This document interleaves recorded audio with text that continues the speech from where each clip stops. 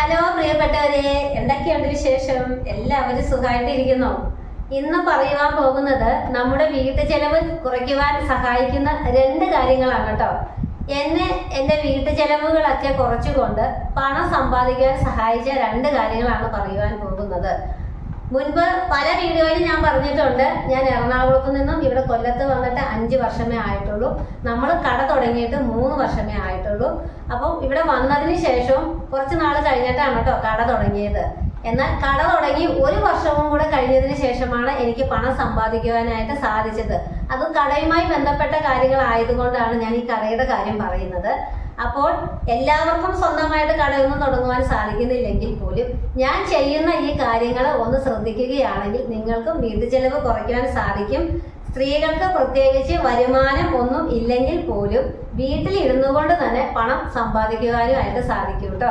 അപ്പോൾ പുതിയ ഒരു വീഡിയോയിലേക്ക് എല്ലാവർക്കും സ്വാഗതം കേട്ടോ. നിങ്ങളുടെ മക്കളോ കൊച്ചുമക്കളോ ഒക്കെ കുട്ടികളുണ്ടെങ്കിൽ എല്ലാവരും സ്കൂളിൽ പോയി എന്നൊക്കെ വിശ്വസിക്കുന്നു.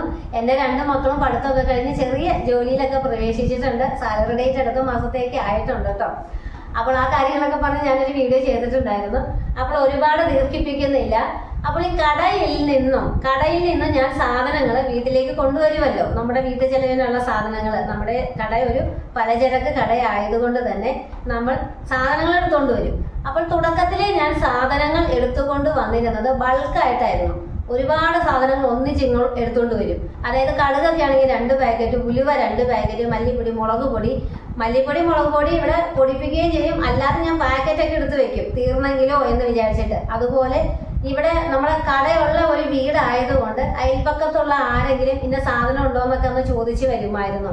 ഞായറാഴ്ച ദിവസമൊക്കെ ആണെങ്കിൽ സോപ്പുണ്ടോ, അതുപോലെ എന്തെങ്കിലും സാധനങ്ങളുണ്ടോ, പാലുണ്ടോ എന്നൊക്കെ ചോദിച്ച് വീട്ടിൽ വരുമായിരുന്നത് കൊണ്ട് ഞാൻ അങ്ങനെ സാധനങ്ങൾ ഇവിടെയും സ്റ്റോർ ചെയ്യുമായിരുന്നു. ഫലത്തില് ഒരുപാട് സാധനങ്ങൾ വീട്ടിലേക്ക് നമ്മുടെ ആവശ്യമൊന്നും നോക്കാതെ സ്റ്റോർ ചെയ്യുമ്പോൾ ഒത്തിരി എനിക്ക് വേസ്റ്റായി പോകുമായിരുന്നു ആദ്യമേ. പിന്നീട് ഞാൻ എന്ത് ചെയ്തു, ഇങ്ങനെ സാധനങ്ങൾ സ്റ്റോർ ചെയ്യുമ്പോൾ ഒന്നെൻ്റെ പണം നഷ്ടപ്പെട്ടു പോകും. ഞാൻ പണം കൊടുത്ത് വാങ്ങി വെക്കുന്ന ഈ സാധനങ്ങളാണല്ലോ വീട്ടിലേക്ക് എടുത്തുകൊണ്ട് വരുന്നത്. അപ്പോൾ അത് നഷ്ടപ്പെട്ടിട്ടുണ്ടെങ്കിൽ എൻ്റെ പൈസ പോകും അല്ലേ.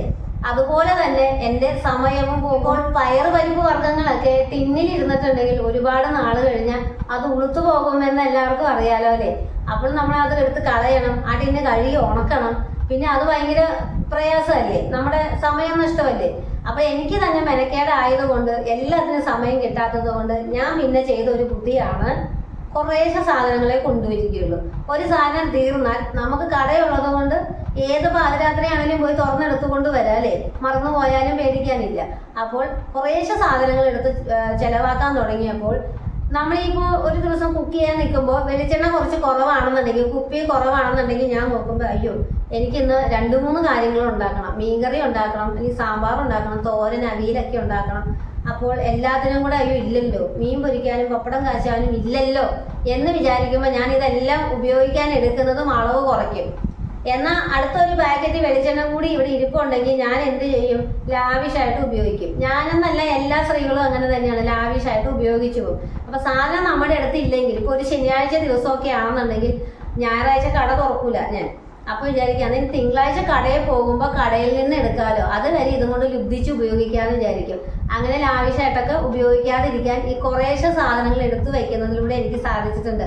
പ്രത്യേകിച്ച് സോപ്പ്, കുളിക്കുന്ന സോപ്പൊക്കെ ആണെങ്കിൽ തീരാറാവുമ്പോൾ അങ്ങ് എടുത്ത് കളയും. ഞങ്ങളുടെ അമ്മച്ചിയാണെങ്കിൽ പ്രത്യേകിച്ചും സോപ്പ് ഒരു 3/4 അമ്മച്ചി അങ്ങ് കളയും. എന്നിട്ട് പറയും താഴെ പോയി മോളെ എന്ന് പറയും, പുതിയ സോപ്പ് എടുക്കും. അമ്മച്ചിക്ക് ഉപയോഗിക്കാനുള്ള സോപ്പ് ഒന്ന് തീരുമ്പോഴേക്കും അടുത്തത് കൊണ്ടുപോയി വെക്കും കേട്ടോ. ഞാനാണെങ്കിലും അതെ, പുതിയ സോപ്പ് ഉണ്ടെങ്കിൽ തീരാറായിട്ടിരിക്കുമ്പോൾ അതങ്ങെടുത്ത് മാറ്റും, എന്നിട്ട് പുതിയ സോപ്പ് എടുക്കും. എന്നാൽ ഈ പുതിയ സോപ്പ് കടയിൽ നിന്ന് എടുത്തു വെച്ചില്ലെങ്കിൽ ഈ ഉപയോഗിച്ചുകൊണ്ടിരിക്കുന്ന സോപ്പ് ശരിക്കും തീർന്നിട്ടേന്ന് പുതിയ സോപ്പ് എടുക്കുകയുള്ളൂ അല്ലേ. അപ്പോൾ അങ്ങനെയൊക്കെ നമുക്ക് ഒരുപാട് ചെലവുകൾ കുറയും കേട്ടോ. കുറച്ചൊക്കെ നമ്മൾ പാവപ്പെട്ടവരെ പോലെ, ദരിദ്രരെ പോലെയൊക്കെ ജീവിച്ചെങ്കിൽ മാത്രമാണ് ഒരു മിഡിൽ ക്ലാസ് ഫാമിലിയിൽ ഉള്ളവർക്ക് പണം സമ്പാദിക്കുവാനായിട്ട് സാധിക്കുകയുള്ളൂ. അതുപോലെ ഇപ്പോൾ കടയില്ലാത്തവർ ആണെന്നുണ്ടെങ്കിൽ സൂപ്പർ മാർക്കറ്റിൽ നിന്നൊക്കെ പോയി സാധനങ്ങൾ മേടിക്കും അല്ലേ. ഞാനും അതെയായിരുന്നു. കല്യാണം കഴിഞ്ഞ് ഇവിടെ വന്നപ്പോൾ ഹസ്ബൻഡിന് ജോലി ഉണ്ടായിരുന്നു. അപ്പോൾ എന്നും എൻ്റെ കൂടെയിലൊന്നും വന്ന് കടയിൽ വരാൻ സാധിക്കാത്തത് കൊണ്ട് ഞങ്ങൾ ഒരുമിച്ച് പുറത്തുള്ള കടകളിൽ നിന്ന്, സൂപ്പർ മാർക്കറ്റുകളിൽ നിന്നൊക്കെ ഒരുമിച്ച് സാധനങ്ങൾ വാങ്ങിച്ചു കൊണ്ടുവരും. കുറേ ഒന്നും ആവശ്യമില്ലാത്തതായിരിക്കും. കുറേ സാധനങ്ങളൊക്കെ പകുതി മുക്കാലും ഉപയോഗിച്ചിട്ട് ബാക്കി എടുത്ത് കളയും. പിന്നെ എന്ത് ചെയ്യും? ഉപയോഗിക്കണമല്ലോ, ഇവിടെ ഇരിപ്പുണ്ടല്ലോ എന്ന് വിചാരിച്ചെടുത്ത് നമ്മളെന്താ പറയുക, ഗ്യാസൊക്കെ ചിലവാക്കി സാധനങ്ങളൊക്കെ ചേർത്ത് ഉപ്പും വെളിച്ചെണ്ണയും മസാലയൊക്കെ ചേർത്ത് ഉണ്ടാക്കിയതിന് ശേഷം പാഴാക്കി കളയും. ഞങ്ങൾ 3 പേരല്ലേ ഉള്ളൂ. അപ്പോൾ ഞങ്ങളുടെ ആവശ്യത്തിന് സാധനങ്ങൾ എടുത്താൽ മതിയല്ലോ. അപ്പോൾ ഇപ്പോൾ കടയുള്ളത് കൊണ്ട് എപ്പോൾ വേണേലും സാധനങ്ങൾ എടുക്കാം എന്നുള്ളത് കൊണ്ട് ലുബ്ധിച്ച് കുറേശ്ശെ സാധനങ്ങൾ എടുത്തു വെക്കും. അപ്പോൾ പാഴായി പോകുന്നില്ല, പണി കുറഞ്ഞു, അതുപോലെ തന്നെ പണവും ലാഭം കേട്ടോ. അപ്പോൾ ഇതൊരു പോയിന്റാണ്. എനിക്ക് ഒറ്റ വാക്കിൽ ഇത് പറയാൻ പറ്റാത്തതും കൊണ്ടാണ് ഈ കടയുമായി ബന്ധപ്പെട്ട് പറഞ്ഞത്. ഞാൻ ചെയ്യുന്ന ഒരു കാര്യം, കാരണം ഞാൻ ഇവിടെ കല്യാണം കഴിഞ്ഞ് വന്ന ആ 1 വർഷം കൊണ്ടൊന്നും എനിക്ക് 5 പൈസ സേവ് ചെയ്യാൻ സാധിച്ചില്ല. എൻ്റെ ഭർത്താവ് ഇന്നത്തെ പോലെ തന്നെ അന്നും ജോലി എടുക്കുമായിരുന്നു. ഞാനിവിടെ വരുമ്പോൾ എൻ്റെ ഭർത്താവിൻ്റെ ബാങ്ക് അക്കൗണ്ടിൽ പൈസയൊന്നും ഇല്ലായിരുന്നു കേട്ടോ. ഇപ്പോഴാണ് അദ്ദേഹത്തിന് പോലും എന്തെങ്കിലും സമ്പാദിക്കാനായിട്ട് സാധിച്ചത്. ഞാൻ ഒരു മാസത്തേക്കുള്ള ഒരു പൈസ പുള്ളിക്കാരൻ്റെ ഒന്നിച്ച് കണക്കങ്ങ് പറയും, എൻ്റെ കയ്യിലാണ് കൊണ്ടു തരുന്നത്. അപ്പോൾ എനിക്ക് അത്രയും പോലും പൈസ ആവില്ല, കാരണം നമ്മൾ കടയിൽ നിന്ന് ഹോൾസെയിലായിട്ടാണല്ലോ സാധനങ്ങൾ എടുക്കുന്നത്. ഒരൊറ്റ വില മാത്രമേ ഞാൻ പറയാം. നമുക്കിപ്പോൾ വെളിച്ചെണ്ണയ്ക്ക് വില 165 രൂപയാണ് 1/2 ലിറ്ററിന്റെ പാക്കറ്റ് വെളിച്ചെണ്ണയ്ക്ക്. നമുക്കത് ഹോൾസെയിലായിട്ട് ഒരു 130 രൂപയ്ക്കൊക്കെ കിട്ടും ഇപ്പോൾ കേട്ടോ. അപ്പോൾ ആ ഒരു വില വ്യത്യാസം നിങ്ങൾ മനസ്സിലായല്ലോ. അപ്പോൾ നമുക്ക് കടയുള്ളത് കൊണ്ട് ഹോൾസെയിൽ റേറ്റിൽ വീട്ടിലേക്കുള്ള കാര്യങ്ങൾ നമുക്ക് ഉപയോഗിക്കാൻ സാധിക്കും. അപ്പോൾ വലിയ കച്ചവടമോ അതുപോലെ വലിയ ലാഭമോ അതുപോലെ തന്നെ നമ്മുടെ ഭർത്താവിന് വലിയ വലിയ ജോലിയൊന്നും വേണമെന്നൊന്നുമില്ല. ഒരു ഇലക്ട്രീഷ്യന്റെ കുടുംബമാണ്.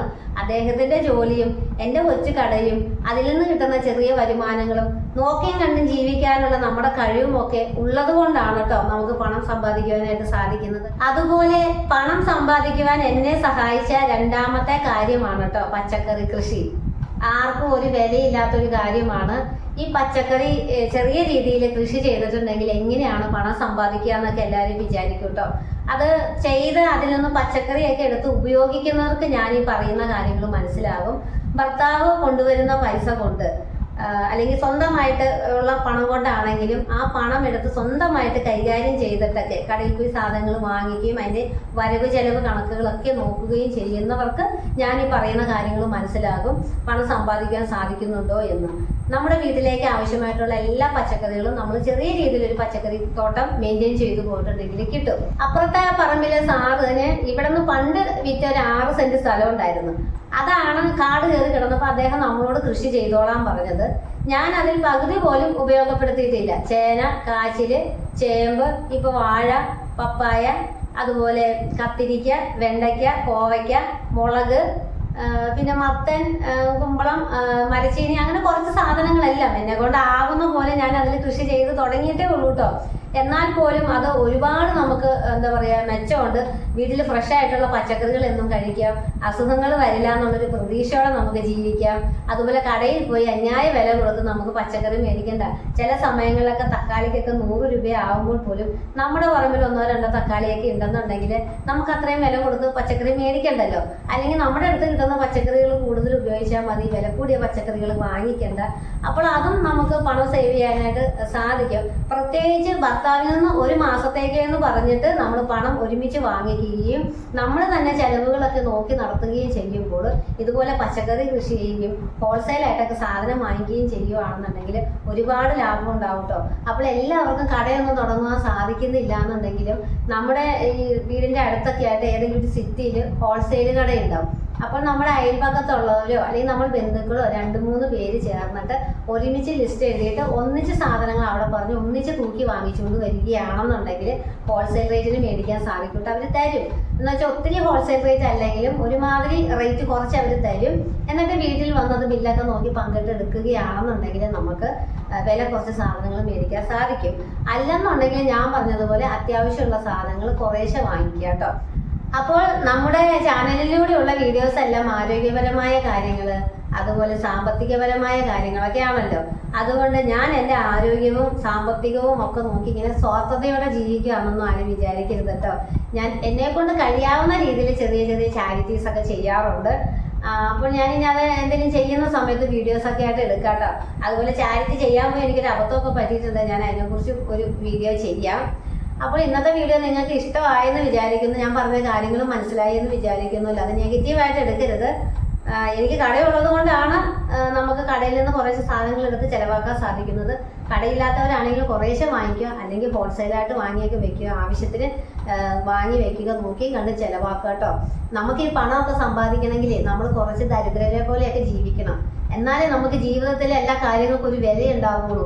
ലാവിഷായിട്ട് കുറേ സാധനങ്ങൾ വാങ്ങി വെച്ച് ലാവിഷായിട്ട് ഒരു കലമൊക്കെ വെച്ച് കുലുങ്ങി തിന്നാൽ നമുക്ക് ഒന്നിനോടൊരു ആഗ്രഹം ഉണ്ടാവില്ല, ഭക്ഷണത്തിനോട് ആഗ്രഹം ഉണ്ടാവില്ല, ഒന്നിനോട് വില ഉണ്ടാവില്ല കേട്ടോ. അപ്പോൾ നമ്മൾ മനുഷ്യരായിട്ട് ജീവിക്കുക, ദൈവം തന്ന എല്ലാ അനുഗ്രഹങ്ങളിലും സമൃദ്ധിയിലും നമ്മൾ ഇത് അഹങ്കരിക്കാതെ കുറച്ചൊക്കെ ഒതുങ്ങി കുറേ ഒന്നും പാഴാക്കി കളയാതെ ഇതെല്ലാം ഉപയോഗിക്കാനും അല്ലെങ്കിൽ കഴിക്കാനും ഒക്കെ ഇഷ്ടപ്പെടുന്ന ആഗ്രഹിക്കുന്ന ഇല്ലാത്ത ഒരുപാട് പേരുണ്ട് എന്നൊക്കെ കരുതി എല്ലാത്തിലും ഒരു ലിമിറ്റൊക്കെ വെച്ചങ്ങ് പോവുകയാണെങ്കിൽ ഒരു മിഡിൽ ക്ലാസ് ലൈഫിൽ ജീവിക്കുന്ന സാധാരണക്കാർ ഇടത്തരക്കാർക്ക് നല്ല രീതിയിൽ പണം സമ്പാദിക്കാനായിട്ട് സാധിക്കും.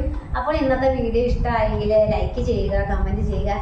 ഞാൻ പറഞ്ഞ കാര്യങ്ങളൊക്കെ ഇഷ്ടമാണെങ്കിൽ എൻ്റെ കൂടെ കൂടണം, സബ്സ്ക്രൈബ് ചെയ്യണം കേട്ടോ. ടാറ്റാ.